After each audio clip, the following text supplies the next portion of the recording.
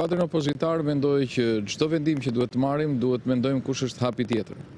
Ajo që është më e rëndësishme për opozitën është ndërgjegjësimi i opinionit publik shqiptar dhe atij ndërkombëtar për situatën në Shqipëri. Presidenti Meta dekreton dhënien e shtetësisë shqiptare kryepeshkopit Anastasia Nullatos, ringriti kishën ortodokse, ministri i jashtëm grek vlerëson vendimin.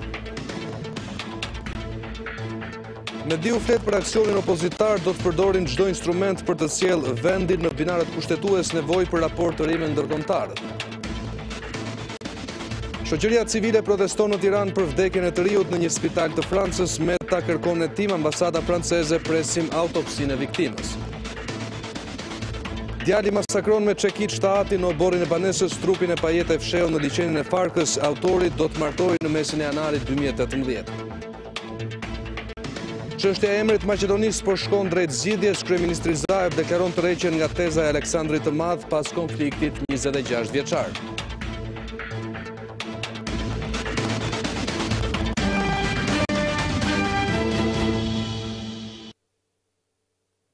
Mirëmbrëma të nderuar shikues, ky është edicioni qendror i lajmeve këtu në Radio Televizionin Ora News. Do të vijojmë menjëherë me zhvillimet kryesore të ditës. Presidenti Ilir Meta i dha nën shtetësinë shqiptare kryepeshkopit të kishës ortodokse autoqefale të Shqipërisë, Anastasia Nullatos. Meta gjithashtu vlerësoi kontributin e tij në ngritjen e kishës ortodokse të Shqipërisë, në njohjen ndërkombëtare të saj edhe në arsimimin e klerikëve të rinj shqiptar. Vendimi është përshëndetur menjëherë edhe nga ministri i jashtëm i Greqisë, Nikos Kocias, i cili e ka cilësuar Nullatosin si një burrë të mençur që ka forcuar besimin mes dy vendeve. Së bashku me urimin për Krishtlindjen, presidenti Ilir Meta i duroi edhe nënshtetësinë shqiptare kryepeshkopit të Tiranës, Durrësit dhe të gjithë Shqipërisë, Anastasia Nullatos. Në letrën drejtuar kryepeshkopit, presidenti Meta shprehet se toleranca fetare na bën të vetëdijshëm për këtë pasuri shpirtërore dhe njerëzore të pazëvendësueshme. Meta falenderon Nullatosin për udhëheqjen e tij nga besimi, dashuria dhe paqja, për të ringritur kishën ortodokse autoqefale të Shqipërisë, si dhe i është mirënjohës për ndihmën e tij dhe të kishës ortodokse ndaj kosovarëve gjatë krizës së rëndë humanitare të vitit 1999. Presidenti shpreh gjithashtu falenderimin për ndihmën e kryepeshkopit Nullatos për arsimimin dhe përgatitjen e brezit të ri të klerikëve shqiptar, si dhe krijimin e qendrave rinore në qytete dhe fshatra të ndryshme. Në këtë ditë e bekuar të Krishtlindjeve jam shumë i lumtur t'ju bëj me dije se kam marrë vendimin, edhe në vijim të vullnetit tuaj, për të vërtetuar lidhjen e pandashme me vendin që doni sinqerisht dhe i shërbeni me vetë sakrifikim, t'ju jap shtetësinë shqiptare. Ky veprim sipas Metës jo vetëm përmbush një detyrim institucional, por është edhe një shprehje mirënjohjes edhe aktivitetit dhe përkushtimit shpirtëror në Shqipëri të Anastasia Nullatos, i cili pak ditë më parë në një intervistë për median greke u shpreh se pasardhësi i tij do të jetë një shqiptar. Marrjen e nënshtetsisë shqiptare të Anastasia Nullatos e ka përshëndetur edhe ministri i jashtëm grek Nikos Kocias, i cili në profilin e tij në Twitter e quajti këtë një akt mirënjohje për një njerëz të mençur, për veprën humane dhe forcimin e besimit ndërmjet vendeve tona. Një ngjarje horror ka ndodhur në një familje në Tiranë, ku djali pasi ka masakruar me çekiç shtatin dhe ka hedhur trupin e pajetë në liçenin e Farkës. 28 vjeçari që është arrestuar nga policia e ka ekzekutuar të atin dhe më pas e ka marrë trupin e tij në makinë duke e transportuar drejt liçenit Farkës. Autori është ndaluar dhe në polici pas një qendrese ka rrëfyer ngjarjen si dhe grindjen që e çoi drejt aktit fatal. Një ngjarje e rëndë ndodhi në zonën e Shkozës në Tiranë, ku djali ka vrarë babain dhe më pas trupin e tij e ka hedhur në liçen. 28 vjeçari qelloi të atin disa herë me çekiç në kokë pas një grindjeje të momentit për motive të dobta, ka thënë policia. Krimi në familje ndodhi mbrëmjen e 22 dhjetorit, kur i riu Selman Alia ka goditur babain me çekiç në oborrin e shtëpisë. Ai më pas e ka mbështjell trupin dhe e ka transportuar atë në zonën e Farkës, ku e kishte hedhur në ujë. Pas ngjarjes, vëllai autorit ka telefonuar policin duke i treguar se çfarë kishte ndodhur. Policia kërkoi trupin e 74 vjeçarit dhe vetëm mëngjesin e së dielës ka arritur ta nxjerrë kufomën e tij me anë të polumbarëve të forcave Renea. Autori i ngjarjes është pyetur në polici, por fillimisht ka dhënë detaje kontradiktore. Më pas i riu ka pranuar vrasjen e të atit dhe ka treguar edhe motivet që sipas tij kanë qenë një konflikt në oborrin e banesës. Policia ka sekuestruar armën e krimit dhe bashkë me të është gjetur edhe celulari i autorit. si dhe plasmasi me të cilin ai e ka mbështjellë të atin përpara se ta hidhte në liçen. Ora News ishte pranë banesës së viktimës ku familjarët nuk kanë pranuar t'i japin asnjë koment, por banorët e lagjes kanë rrëfyer larg kameras se i riu ishte një person i paqëndrueshëm emocionalisht. Gjithsesi, ky version mbetet për tu parë pas ekspertizës psikologjike që do t'i bëhet autorit për të parë nëse ka qenë apo jo i përgjegjshëm kur kreu vrasjen. Selman Alia ishte i fejuar që prej nëntorit të këtij viti, ndërsa babai i tij, tashmë i vrarë në mënyrë makabre, kishte njoftuar se do t'i bënte dasmën në datë 14 janar të vitit që vjen, duke ftuar edhe miqtë dhe të afërmit në këtë gëzim që tashmë nuk do ta përjetoj dot. Presidenti i Republikës Ilir Meta është angazhuar personalisht për të sjellë sa më parë në shtëpi trupin e të riut shkodran Florence Beqiraj, i cili ndroi jetë në Francë, sigurisht është angazhuar edhe për të zbardhur të vërtetën. Mesazhin kreu i shtetit ia përcolli familjes në Shkodër përmes 2 këshilltarëve të tij, bashkë me ngushëllimet, ndërsa familjarët kanë përsëritur edhe këtë diel kërkesën e tyre për zbardhjen sa më shpejt të së vërtetës. Presidenti Ilir Meta i ka përcjell mesazhe të drejtë për drejta mbështetje familjes së të riut Florence Beqiraj, i cili ndroi jetë në një spital francez pas plagëve të marra në rrethana ende misterioze në një burg të Marsejës. Bashkë me ngushëllimet në emër të kreut të shtetit, këshilltari Ylli Aslani dhe zëdhënësi Tedi Blushi garantuan familjen Beqiraj se do të bëhet e pamundura që trupi i pajet të sillet sa më shpejt në Shqipëri dhe paralelisht të zbardhet e vërteta e asaj që ka ndodhur në burgun francez. Në emër të presidentit garantuan familjen Beqiraj se presidenti i Republikës është angazhuar personalisht dhe pa bërë çmos që trupi i pajeti Florencit të vijë sa më shpejt në Shqipëri. Presidenti që prej ditës së parë të bërjes publik të rastit ka mbajtur kontakte të përhershme deri në momentin që flasim me autoritetet shtetërore shqiptare dhe franceze për të zbardhur gjithë rrethanat. Nëna e Florencit dhe motra treguan komunikimet e fundit me të riun dhe ripërsëritën qëndrimin e tyre, se ai është vrarë ndryshe nga qëndrimi i autoriteteve franceze që flet për vetvrasje. Data punit e Florencit që më ka marrë me 8 dhjetor, ka marrë me numrin e policëve aty në burg ku më ka nol djali. E morë me këtë numër që na ka marrë djali, me numrin e policit, u përgjigj vetë ai polici se kush është unë se di. Edhe tha Florence Beqiraj, edhe tha pa asnjë gjë. Florence tha Beqiraj, tha ai ka det, tha e kena çuar në spi. Ende nuk ka një afat se kur do të sillet trupi i pajeti 23 vjeçarit Beqiri, familja e të cilit prej 2 ditësh ka hapur dyert e mortit dhe mes dhimbjes kërkon të vërtetën e asaj që ndodhi në shtetin francez. Një grup aktivistësh të shoqërisë civile protestuan përpara piramidës kryeministrisë, por edhe rrugës së ambasadave për vdekjen misterioze të Florence Beqirajt në shtetin francez. Ata kërkuan drejtësi dhe zbardhje të së vërtetës për këtë ngjarje të rëndë. Trupi i pajeti Florence Beqirajt gjendet ende në Francë, ndërsa policia ka thënë se bëhet fjalë për vetvrasje. Vdekja misterioze e Florence Beqirajt mblodhi në protestë një grup të aktivistëve të shoqërisë shqiptare, të cilët e kishin paralajmëruar këtë protestë në Facebook në orën 12. Në protestën organizuar nga Nisma Thurje, aktivistët kërkuan drejtësi për të riun shqiptar dhe reagim nga institucionet shqiptare për të mësuar të vërtetën. Sot jena mbledhur këtu që t'i bëjmë thirrje kryeministrit, ambasadës tonë që kena në Paris, presidentit, që të dalin në vërteta djalit tonë. Në qoftë se Florence do të ishte djali një deputeti, a do struke ai në një kamp të tillë refugjatësh? Nuk është rasti i parë, por që të jetë i fundit, ky shesh duhet mbushet. Pas piramidës, protestuesit ju drejtuan kryeministrisë për të ndezur qirinj. Të lutem zonjë, nuk do shkojmë te ambasadë. Më pas aktivistët ju drejtuan ambasadës franceze, por aty gjetën barikadën e policisë, e cila nuk i lejoi të hynin brenda tek rruga e ambasadave. Protesta u zhvillua për disa minuta tek hyrja e rrugës së ambasadave. Këtu, por t'i dhënë një mesazh të qartë së pari, politikët shqiptare, jemi të lodhur dhe nuk do lejojmë më që shqiptarët të trajtojnë rrugëve të botës si qenë rrugësh. Për vdekjen e Florence Beqiraj, policia franceze ka thënë se bëhet fjalë për vetvrasje, ndërkohë që trupi i pajetit të riut gjendet ende në Francë.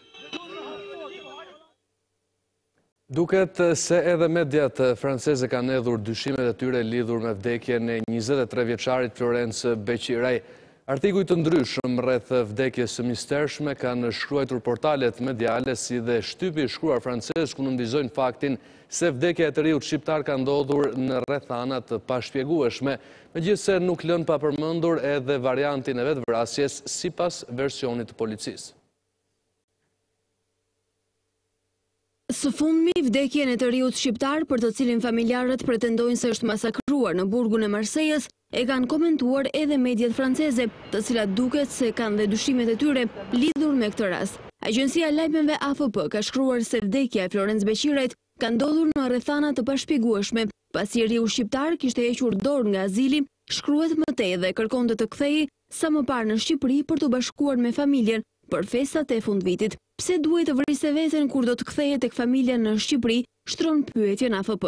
Një emigrant u përpoq të vetë vritej duke u varur në dhomën e tij të paraburgimit në qendrën e Kanet, në katin e 14, nis artikulli i agjencisë AFP, e cila thotë se kjo qendër po përjeton një seri tentativash për vetvrasje në javët e fundit. Agjencia, e cila ka edhe një rubrikë në mbrojtje të refugjatëve, shkruan se tentativa për vetvrasje e 23 vjeçarit shqiptar nisi më 14 dhjetor. Një hetim mbi të cilin do të hidhet dritë pas një vdekjeje në qendrën e paraburgimit në Kanet. Kështu e ka nisur artikullin e përditshme franceze Marsaktu, e cila shkruan se familja e Florence Beqirajt ka ngritur padi kundrejt vdekjes së pashpjegueshme të djalit të tyre. 23 vjeçari shqiptar Beqiraj u gjeti varur në 14 dhjetor në qelin e tij të qendrës administrative të paraburgimit, raporton portali gjigant francez La Provence. Kundër të tjera shtohet se drejtori i qendrës nuk ka dyshim se ishte një vetvrasje. Megjithatë, prokuroria publike do të hap një hetim dhe avokati i familjes Beqiraj, Oliver Rosato, do të paraqesë ankesë kundër. Ndërkohë edhe shoqata Forumi i Refugjatëve, udhëzuar nga shteti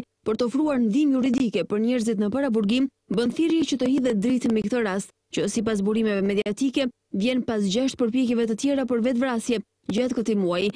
Ne jemi mjedis të përshkruar si të egër dhe nën presion. Ambasada franceze reagoi me anë të një njoftimi në lidhje me ngjarjen e ndodhur në burgun e Marseilles me shtetasin shqiptar Florence Beqiri.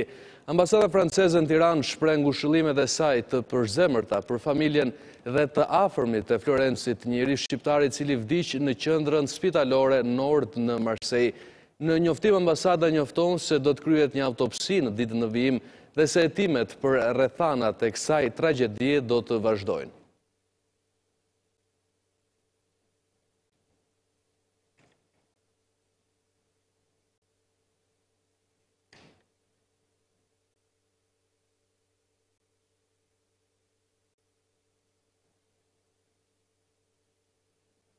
Ndërkohë, një tjetër makinë është gjetur e djegur mëngjesin e së dielës në Elbasan, vetëm një ditë pas sulmit me armë ndaj antarëve të fisit Çapja.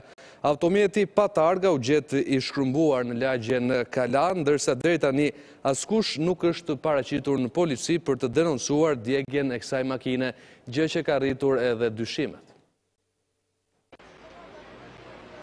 Dhjetra persone janë shoqëruar nga policia e Elbasanit në lidhje me sulmin e së shtunës ndaj bizneseve të fisit Çapja. Policia thotë se ngjarja është në hetim intensiv, por tregohet e rezervuar në dhënien e detajeve të hetimit. Burimet pranë grupit hetimor thanë se është shoqëruar një numër i madh personash të cilët janë marrë në pyetje për ngjarjen. Mes tyre ka dëshmitar, por edhe persona që për arsye të ndryshme të së shkuarës kanë rënë në rrjetin e këtij hetimi, por kur kanë kaluar më shumë se 24 orë, blut ende nuk ka një autor zyrtar. Ngjarja ndodhi mëngjesin e së shtunës rreth orës 9, kur persona ende të paidentifikuar qelluan me armë zjarri në drejtim të biznesit të fisit Çapja në lagjen e Min Matraxhiu. Autorët janë pozicionuar në një prej rrugicave të lagjes dhe kanë qelluar me breshëri plumbash nga një automjet që më pas e kanë djegur për të fshehur çdo gjurmë. Nga atentati nuk ka patur persona të lënduar, edhe pse rezulton se brenda hotelit të ketë patur punonjës si dhe antar të fisit Çapja. Për atentatin u përdor një makinë me targa të falsifikuara që sipas burimeve janë identike me ato të mjetit të një fqinjit të familjes Çapja. Ndërkohë mëngjesin e së dielës, një tjetër makinë është gjetur e djegur në lagjen Kalan Elbasan. Ngjarja ka ndodhur gjatë mesnatës, teksa akti dyshohet se ka qenë i qëllimshëm. Makina e djegur nuk ka targa, ndërsa policia po verifikon numrin e shasis për të identifikuar pronarin e këtij mjeti. Nuk dihen ende rrethanat e aktit, por policia është vënë në kërkim të pronarit, me dyshimet se ajo mund të jetë përdorur në ndonjë ngjarje kriminale në Elbasan. Sipas policisë, deri tani nuk ka asnjë denoncim për makinë të djegur. Një ditë më parë, ekspertët e kriminalistikës mblodhen provat në vendin ku u sulmua me armë, ndërsa hetuesit kqyrën edhe mjetin e përdorur për atentatin, por shpresat për ndonjë provë janë të vakta, pasi djegja e makinës edhe në ngjarjen e së shtunës konsiderohet si një skem që përdoret pikërisht për të eliminuar gjurmët. Seria e atentateve dhe akmarrjeve të fisit Çapja ka nisur në vitin 2005 dhe ka shkaktuar deri më tani 11 viktima në sulme të rënda me armë, apo edhe në shkëmbime zjarri mes grupeve rivale në këtë qytet. Policia e shtetit është vlerësuar me 2 çmime të para nga SELEK, e cila është qendra e zbatimit të ligjit për Europën juglindore në Rumani, për operacionet koordinimi dhe alias në mirënjohje për arritjet në luftën kundër kultivimit të lëndëve narkotike. Lajmi është bërë i ditur nga vetë ministri i Brendshëm Fatmir Xhafaj në një postim në profilin e tij zyrtar në rrjetin Twitter. Aksioni i koduar alias u zhvillua në prill të 2017 me inicim nga Agjencia Amerikane Antidrog DEA dhe arrestoi 22 persona. Gjatë operacionit u sekuestruan 245 kg hashash, sasi të mëdha me fara kanabisi, 1.3 kg heroin, si dhe 25 gram kokain, ndërsa operacioni i koordinimit është zhvilluar në zonën e Krujës në janar të 2017, ku janë sekuestruar 425 kg kanabis.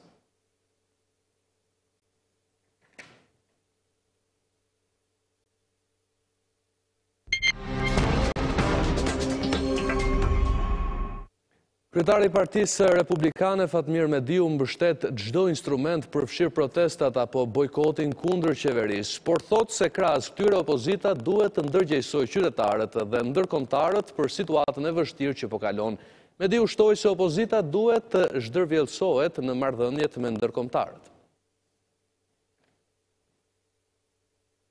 Aleati i Partisë Demokratike, kreu i Republikanëve Fatmir Mediu thotë se opozita duhet të përdor çdo instrument për të rikthyer vendin në binarët e kushtetutës. Krahas instrumentave si bojkoti apo protestat, sipas kreut të Republikanëve, për opozitën është të ndërgjegjësojë opinionin publik shqiptar, por edhe ndërkombëtarët për situatën e vështirë që sipas tij po kalon vendi. Çdo gjë që do ta sillte Shqipërinë në binarët e kushtetues, pa diskutim që është e vlefshme.